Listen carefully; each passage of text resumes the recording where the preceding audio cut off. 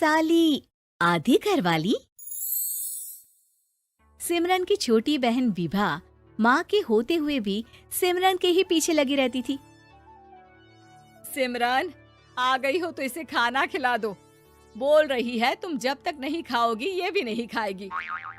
क्या है विभा, तुम खा लिया करो ना, मुझे ऑफिस से आने में देर हो जाती है।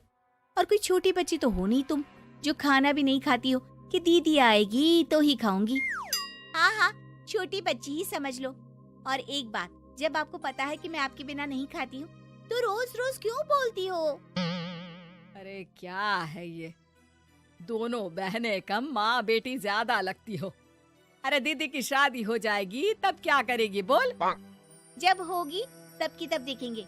मैं तो दीदी के साथ ही रहूंगी हमेशा। दोनों की शादी ऐसे घर में कर देंगे जहाँ दो भाई हो। खैर, मामला आया गया हो जाता है। एक दिन सिमरन के पापा जब घर आते हैं, तुम लोगों के लिए अच्छी खबर है। वर्मा जी है ना मेरे दोस्त, उन्होंने सिमरन बेटी के लिए रिश्ता बताया है। बहुत अच्छा लड़का है, सिमरन को भी पसंद कर लिया है और कल वो लोग आ रहे हैं सिमरन को देखने अपने घर। सिद्धांत अपने माता पिता के साथ सिमरन को देखने आता है। उसे सिमरन अच्छी लगती है और शादी तय हो जाती है। सिद्धांत की माँ कहती है, अब तो हम लोग ले जाएंगे जल्द ही अपनी सिमरन को यहाँ से। अरे हाँ हाँ, क्यों नहीं, आपकी ही है अब तो हमारी बेटी। दूर खड़ी विभा सब सुन रही होती है। अब तो दीदी की शादी हो जाएगी, फिर तो वो चली जाएंगी। दीदी के बिना मैं कैसे रहूंगी? कुछ न कुछ तो करना ही होगा जिससे दीदी की शादी ही ना हो। सभी के जाने के बाद क्या शादी के बाद दीदी हम लोगों के साथ नहीं रहेंगी? अरे नहीं तो फिर क्यों रहेगी, शादी हो जाएगी तो अपने घर चली जाएगी ना। तो मैं भी जाऊंगी उनके साथ, मेरा भी सामान पैक कर देना। अरे कैसे बात कर रही हो विभा, दीदी के ससुराल छोटी बहन नहीं जाती।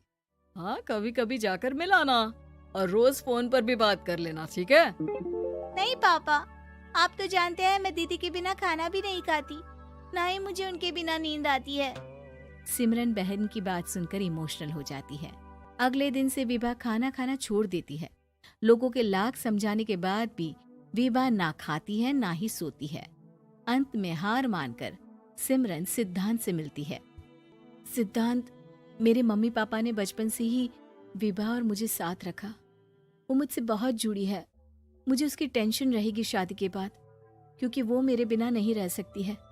अरे ये तो छोटी सी बात है, वो हम लोगों के साथ हमारे घर में रह सकती है। जब उसकी अकल आ जाएगी या वो समझ जाएगी कि तुम्हारा घर वो नहीं बल्कि ये है, तो हम उसे घर छोड़ आएंगे, ठीक है? सिमरन खुश हो जाती है क्योंकि वो यही चाहती थी। वो माँ पिता से बात कर लेती है। अरे कैसी बात कर रही हो सिमरन, भला बेटी के ससुराल में हम छोटी बहन को कैसे भेज दे, जमाना क्या कहेगा? अरे तू पागल हो गया है, मना कर दे। इस शादी में इन लोगों का तो ये चलता ही रहेगा, कभी बहन यहाँ आ रही है, कभी वो बहन के पास जा रही है।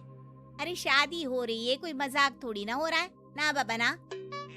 माँ कैसी बात कर रही हो, सिमरन से मैं जुड़ाव महसूस कर रहा हूँ और इतनी सी बात के लिए इतनी अच्छी लड़की को कैसे छोड़ सकता हूँ?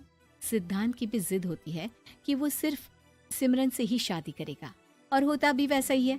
सिद्धांत और सिमरन की शादी हो जाती है और दहेज में आ जाती है विभा। शादी के बाद बुआ सास कहती है, अरे माँ ना, साली आधी घर वाली होती है, लेकिन ये क्या, तुम तो उसे घर ही ले आए। तभी चाची कहती है, सिद्धांत को तो हम लोगों ने सीधा समझा था, लेकिन सबसे तेज तो यही निकला। अरे देखो कैसे दहेज तो नहीं लिया, लेकिन साली पर कब्जा कर लिया। सिद्धांत ने इस और तो सोचा ही नहीं था, लोग उन लोगों के बारे में ऐसी भी बात करेंगे। वो वहाँ से चला जाता है और चुपचाप अपने कमरे में लेट जाता है। क्या हुआ सिद्धांत, तुम अचानक से परेशान हो गए, कोई बात है क्या? अरे नहीं नहीं, वो थक गया था ना, शादी की सारी तैयारी और रस्मों के बीच, सोच रहा हूँ थोड़ा आराम कर लूं। हाँ ठीक है, आप लेट जाइए, मैं विभा का बेड लगा देती हूँ जमीन पर। क्या वो यहाँ सोएगी? हाँ, बताया तो था कि उसे नींद नहीं आती मेरे बिना, तो तुम आराम से लेटो ऊपर, हम लोग नीचे बिछा लेते हैं। अरे नहीं नहीं, तुम दोनों आराम से लेटो ऊपर, मैं माँ पापा के रूम में जा रहा हूँ। सिद्धांत वहाँ से दूसरे कमरे में चला जाता है, जहाँ सिद्धांत के पिता उससे कहते हैं, क्या बात है बेटा, तू उस कमरे में क्यों नहीं सो रहा? बहू से लड़ाई हो गई है क्या शादी के पहले दिन ही? अब नहीं पापा, वो दोनों बहनों को बात करनी थी और मुझे नींद आ रही है, तो मैं यहाँ सोने चला आया। अगले दिन सिद्धांत तैयार होकर ऑफिस जाता है। ऑफिस में लंच के वक्त दोस्त कहता है, क्या बात है सिद्धांत, इतना सारा खाना एक ही दिन में? हाँ यार, वो सिमरन को खाना बनाने का शौक है तो उसी ने बनाया है। यार हम लोगों की तो सिर्फ एक ही बीवी है, इसकी तो दो है ना। सिद्धांत को गुस्सा आ जाता है। कैसी बात कर रहा है तू? अरे तू तो भाग्यशाली है जो बीवी के साथ साथ साली भी आ गई। अरे साली लोगों की तो आधी घरवाली होती है, तुझे तो पूरी की पूरी मिल गई। सिद्धांत का पारा अब 7वें आसमान में पहुंच जाता है। वो खड़ा होकर उस लड़के से लड़ने लगता है। हाँ, मेरी शादी में मेरी बीवी के साथ मेरी साली भी आई है, ये सच है, लेकिन सिर्फ कुछ समय के लिए, क्योंकि उसने सिमरन को बचपन से ही माँ की तरह देखा और यूं अचानक वो सिमरन से अलग नहीं रह सकती थी। इसलिए सोचो, अगर मेरी बीवी उसके लिए माँ का स्थान रखती है तो मेरा दर्जा क्या हुआ? तभी वहाँ बॉस आ जाता है। माफ करना सिद्धांत, यहाँ इस मेंटल लेवल के लोग हैं, जरूरी नहीं साली सिर्फ आधी घरवाली ही हो, कभी वो छोटी बहन तो कभी बेटी भी होती है। वेल डन सिद्धांत। सिद्धांत को अब ऑफिस में कोई कुछ नहीं कहता, लेकिन आस पड़ोस का वो तो वही हाल रहता है।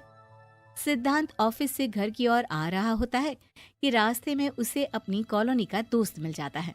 क्या बात है, चेहरे की चमक बता रही है, शादी से बड़ा खुश है तू, क्यों?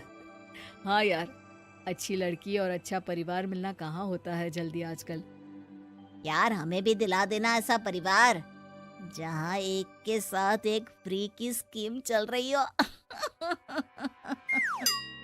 सिद्धांत को फिर गुस्सा आ जाता है। वो दोस्त को मारने के लिए हाथ उठाता ही है कि वहाँ विभा आ जाती है। अरे जीजू, रहने दीजिए ना, ये लोग नहीं समझेंगे कि इंसानियत क्या होती है।